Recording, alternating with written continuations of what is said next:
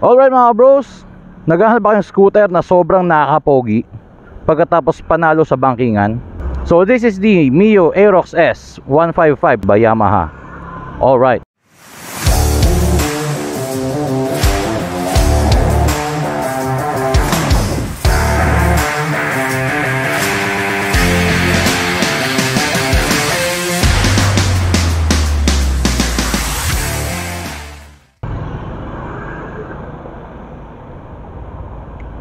Silent start, smooth, walang kalansing.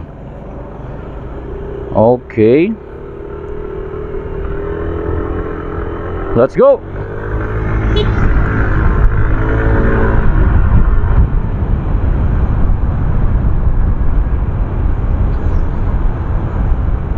Alright mga bros, welcome back to our channel. Bagong lahat, shoutout muna sa owner ng magandang scooter na to, si Sir Jeff. Isa sa mga pinaka-humble na parak na nakausap natin. Kung gaano kaangas yung motor niya, ganon din ka-humble yung tao, grabe. So this is the 2023 Mio Aerox S. At this will be our last vlog for the year 2023. And i-welcome natin ang 2024 na hopefully marami pang ma-review ng mga bikes. Ilang segundo lang, pagpiga mo 80 ka agad eh. So this bike is equipped with VVA. So same with the other Yamahas, no, na na-drive natin, like the Sniper and the NMAX 155. Pare-pares lang naman yung engine yan. The difference lang is yung syempre structure ng motor. Ang unang-unang mapapansin mo sa motor na to is mas agresibo yung feeling. Then nawala yung extended foot position mo, unlike ng NMAX. Ito talagang naka-fix ka na semi-upright ka. Tapos mafe-feel mo na medyo mababa yung manibela sa harap. Kasi nga mas aggressive yung riding style nitong motor na to. Kung i-compare mo kay NMAX na mas relaxed.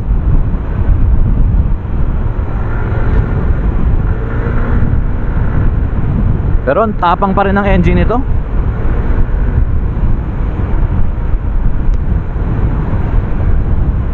Ayun, medyo feel ko lang matagtag ng konti yung suspension niya. Yun yung design niya. Nasa stiff side siya, which is good for banking. Tapos sinalpakan pa ng magandang gulong na malapad. Perfect recipe. Subukan natin ang 15 horsepower.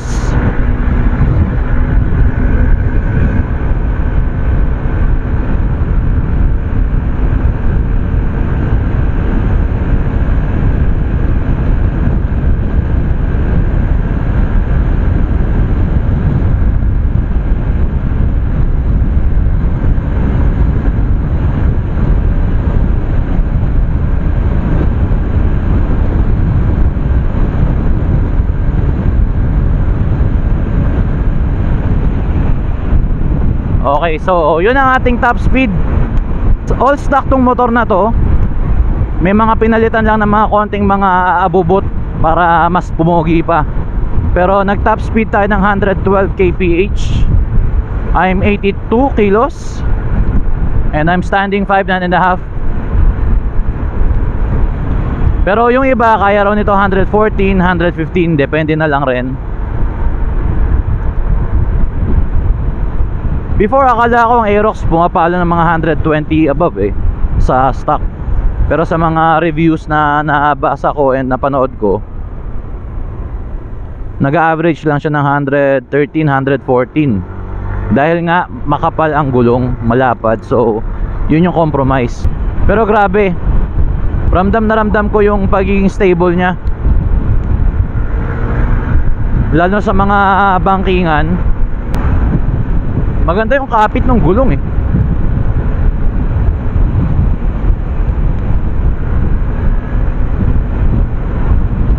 Yan, medyo matagtag lang talaga siya.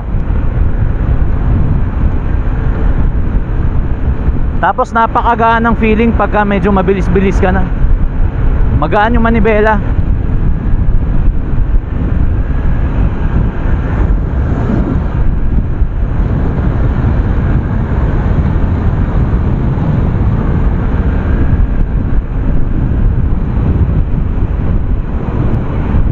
Ayos. Ito yung kagandahan sa Aerox eh, yung mga kurbada.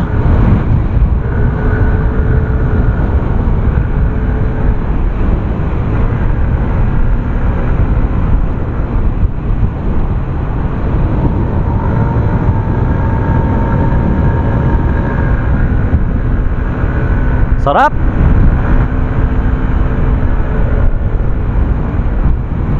Kung bibili man ako ng scooter na medyo mataas-taas ng konti yung budget ko, hindi mawawala sa listahan ko tong Aerox 155 na to eh. Ito yung matagal ko na rin binabanggit-banggit kay Mrs. kay Wonder Mom.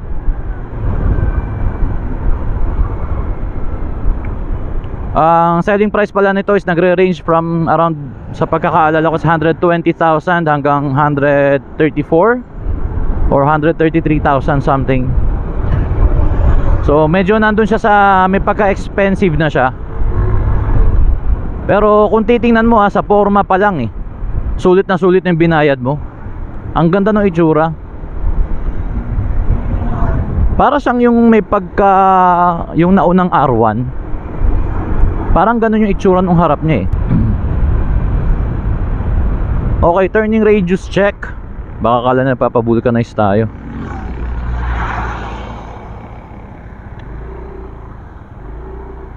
Okay, one lane lang.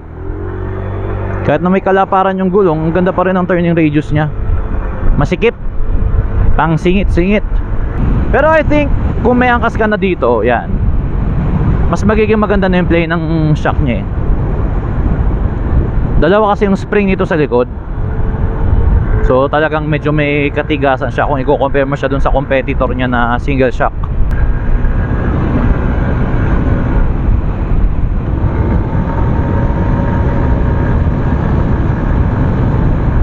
Ang sarap i-banking, grabe. Woohoo! Parang roller coaster.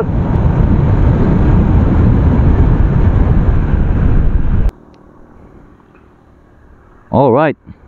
Hallelujah. John 14:6. The way, the truth, and the life. So alright mga bros, so this is the Aerox S by Yamaha. So kung titingnan natin mga bros, no, medyo matagal-tagal na rin ang Aerox sa, alam mo yun, sa market. Pero hindi talaga nagpapaiwan ng Yamaha when it comes to styling. Ang ganda ng kulay nito, no, yung kulay puti na merong combination ng matte gray, tapos nilagyan pa ng mga ganito, mga carbon fiber na mga aftermarket na mga cover. Ang ganda. Tapos yung sa footboard niya, nilagyan niya ng something na metal na may pagka shiny. Isa to sa mga gustong-gusto ko sa itsura ng Aerox, yung tail section niya. Kung titingnan mo rito, yung tail section niya, ang tulis na eh. Kahit hindi mo natanggalin yung fender, okay na siya eh. Alright, so yung owner, nilagyan ito na axle slider na aftermarket. And then aftermarket na visor. And then aftermarket na side mirrors na ang ganda eh. Mukhang matibay, hindi siya mukhang mumurahin. Tapos yun, aftermarket na cover o yung guard ng tambucho para iwas paso sa angkas. And then the rest, stock na. So napakalinis, napakaganda ng motor. So meron itong 155cc engine capacity, liquid cooled fuel injected, single cylinder, single overhead cam, 4-stroke, 4 valves na mated sa CVT. So same ng engine sa Sniper and sa NMAX 155.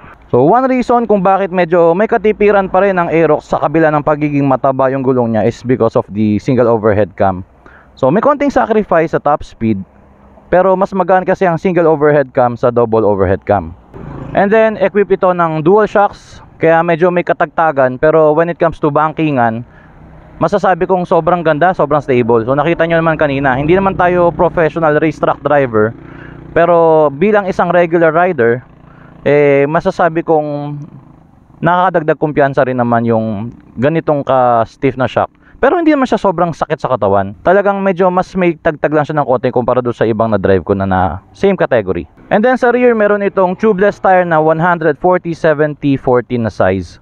Na talaga namang ang sarap alam nyo yun? Ang sarap ihiga-higa ng konti. Huwag lang sumobra. Baka dumiretso higa tayo niyan, di ba? And then dito yung kanyang radiator. Then yun lang, sa likod hindi pa siya disc brake, so drum brake pa lang siya. Pero okay lang, sapat naman yung stopping power niya. And then sa front meron tayong standard fork, and then single piston caliper, then single disc brake, and equipped ito ng ABS sa front. So single channel ABS lang siya. And then sa front, ang gulong natin is 110/80/14 tubeless din. So same with the other brands, wala rin siyang kickstarter. So meron naman tayong voltmeter para at least ma-monitor natin. Itong particular model na to mga kabros is smart key na siya. So as you can see, wala siyang susian dito. So key fob lang. Then kapag i-activate mo yung motor, long press mo lang ito sa taas. Pag i-deactivate mo naman siya, para hindi siya manakaw or madutdot, so long press lang rin, para kahit anong pindot mo rito, hindi siya gagana.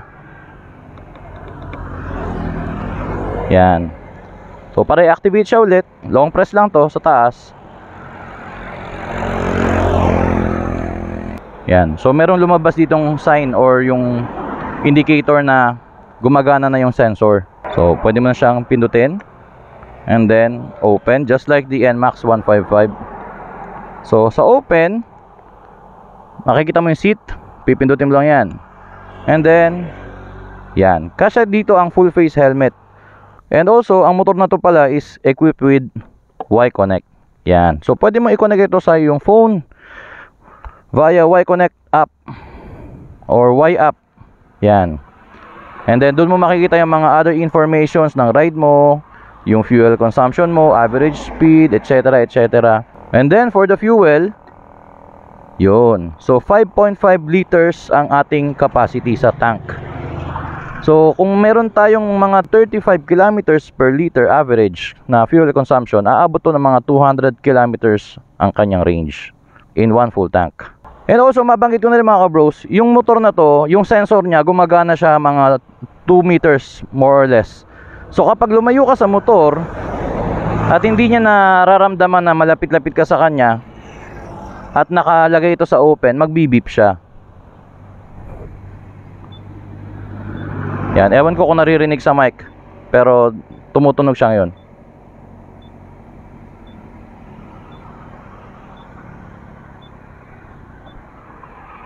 Yun, nawala na. So yun ang kagandahan dito. Then sa instrument panel tayo, on natin. Yan. Yan, inverted na siya, LCD. So sa taas clock, and then sa dalawang gilid is the RPM indicator. So sabayan umaangat kapag nire-rev mo. And then speedometer, odometer, and then sa baba is the fuel gauge. And then kapag may pinrest ka dito, akala ko nga is passing light pero menu pala. So pag pinindot mo yung menu, from Odo, lilipat ka sa trip 1, and then trip 2, and then fuel consumption, yung current or yung real-time fuel consumption natin. And then average fuel economy, which is 35.4 kilometers per liter. And then battery indicator natin, so 12.6 volts. And then meron tayong indicator para sa trip ng engine oil. And then yung sa V-belt, for maintenance purposes naman yan. And then mapapalitan mo rin yung brightness ng screen. So long press lang natin ang menu. So yan, merong level 1, level 2, and level 3. So balik natin sa level 2. Pero still hindi pa rin siya yung sobrang liwanag Pero kahit pa paano, at least may adjustment siya, di ba? So yan, sa mga indicator lights natin, so andito yung key sensor indicator, tapos dito ABS, and then high beam indicator, coolant temperature indicator, and then dito is the check engine warning, and then auto start and stop function niya. So ito yon, pwede mong i-on, pero ako in-off ko lang rin. And then yun na lahat yun. And then signal lights sa left, yan, tapos sa right. Then high beam, low beam, wala siyang passing light switch. And then meron siyang horn dito, switch, yan. Then brake lever sa rear, dito sa bandang left. And then sa bandang right is meron tayong non-adjustable na brake lever. And then switch ng engine idle on and off. Yan, yung auto start and stop niya. And then meron siyang hazard switch dito, yan. and then electric starter switch. So silent type na yung kanyang starter. So ito ang stock ng Sniper 155 na exhaust. Gumagalaw.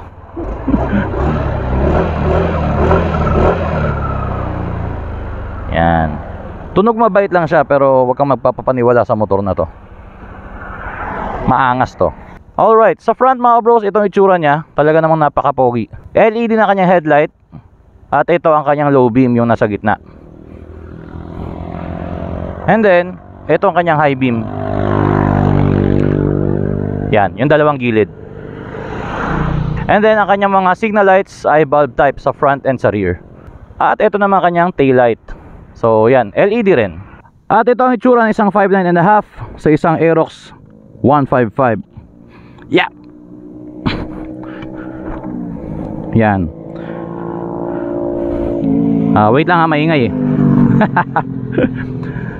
Yan, so andito na ako sa may bandang dulo. Malapit lang, pero flat foot ko pa rin siya. Stock seat ito ha, stock seat.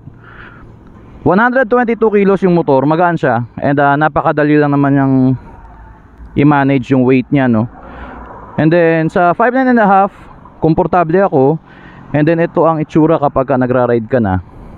Yan, medyo parang feeling ko lang malapit lang ako masyado sa manibela kasi nasa may bandang baba siya eh. Hindi siya yung mga typical na katulad ng mga dito banda. Pero okay lang, parang may pagka Honda Click. Sorry to mention ha, pero parang may pagka Honda Click yung dating sa akin ng manibela niya. Yung quality ng seat, masasabi ko is, yun nga, medyo matigas pa din siya. Pero maganda yung quality ng foam na ginamit. Then hindi naman madulas yung upuan. Tapos ang maganda rito is angat na angat yung upuan sa likod, para kung may angkas ka man na hindi katangkaran, alam nyo yun, hindi laging gumaganon-ganon. Kahit paano kita niya yung harap eh. So single piece yung seat pero leather type. Yan. Alright, Yamaha Aerox 155S acceleration test in 3, 2, 1, go. May power din ha. Naramdaman ko yung torque niya.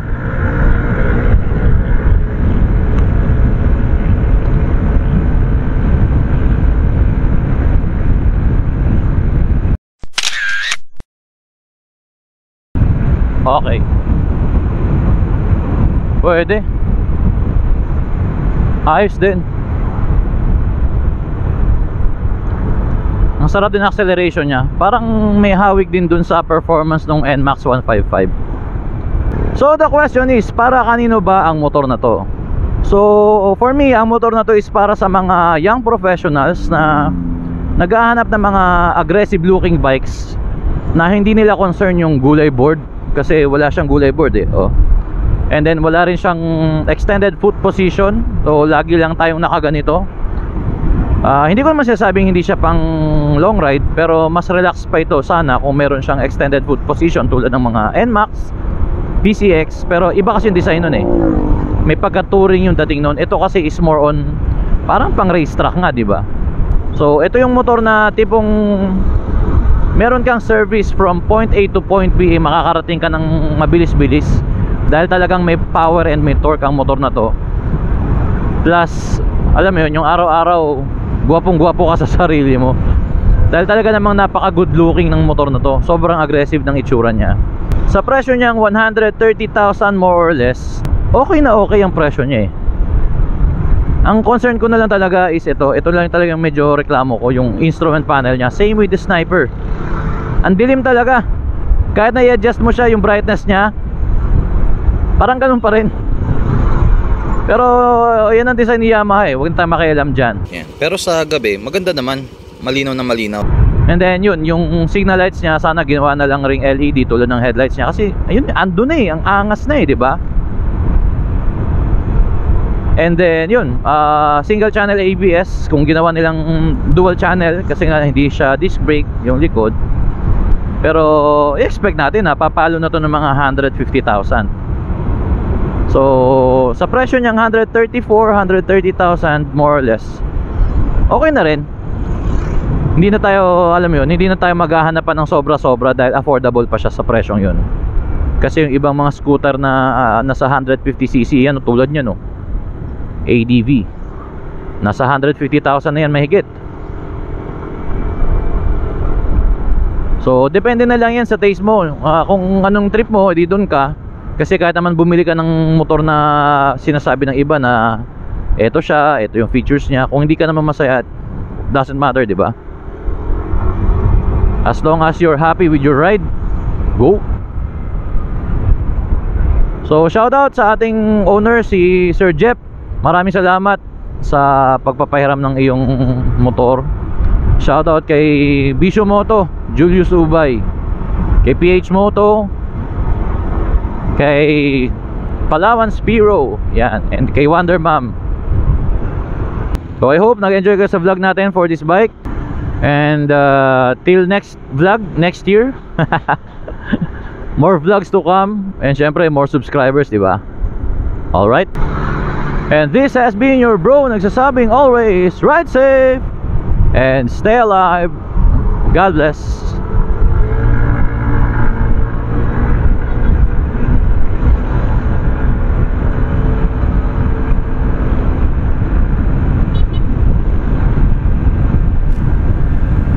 Woohoo! Happy New Year! 2024 is coming!